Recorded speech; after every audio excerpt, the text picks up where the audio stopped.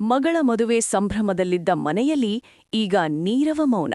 Bike ಸವಾರನ ಅಜಾಗರೂಕತೆಗೆ ಬಲಿಯಾದ ಅಮಾಯಕ ಹಿರಿಯ ಫೋಟೋಗ್ರಾಫರ್ ಮೋಹನ್ ಚಂದರ್ ಅವರು ಇಂದು ಕೊನೆಯುಸಿರೆಳೆದಿದ್ದಾರೆ. ವಾಹನವೊಂದರ ಡ್ಯಾಶ್ಬೋರ್ಡ್ ಕ್ಯಾಮೆರಾದಲ್ಲಿ ಸೆರೆಯಾಗಿತ್ತು ಅಪಘಾತದ ಭೀಕರ ದೃಶ್ಯ. ನಂತೂರಿನ ತಾರೆತೋಟ ಬಳಿ ಶನಿವಾರ ರಾತ್ರಿ ನಡೆದ ಆ ಅಪಘಾತ ನಿಜಕ್ಕೂ ಎದೆ ನಡುಗಿಸುವಂತಿತ್ತು. ಬೆಳ್ತಂಗಡಿಯ ಗೋಪಾಲಕೃಷ್ಣ ಅತಿ ವೇಗದಲ್ಲಿ ಬೈಕ್ ಓಡಿಸ್ತಾ ಮೋಹನ್ ಅವರ ಸ್ಕೂಟರ್ನ ಓವರ್ಟೇಕ್ ಮಾಡೋಕೆ ಹೋಗಿ ಡಿಕ್ಕಿ ಹೊಡೆದಿದ್ದ.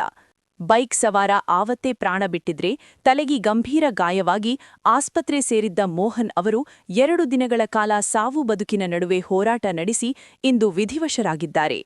ಪದವಿನಂಗಡಿಯ ನವ್ಯ ಸ್ಟುಡಿಯೋ ಮಾಲೀಕರಾಗಿದ್ದ ಮೋಹನ್ ಚಂದರ್ ಅಂದ್ರೆ ಎಲ್ಲರಿಗೂ ಪ್ರೀತಿ.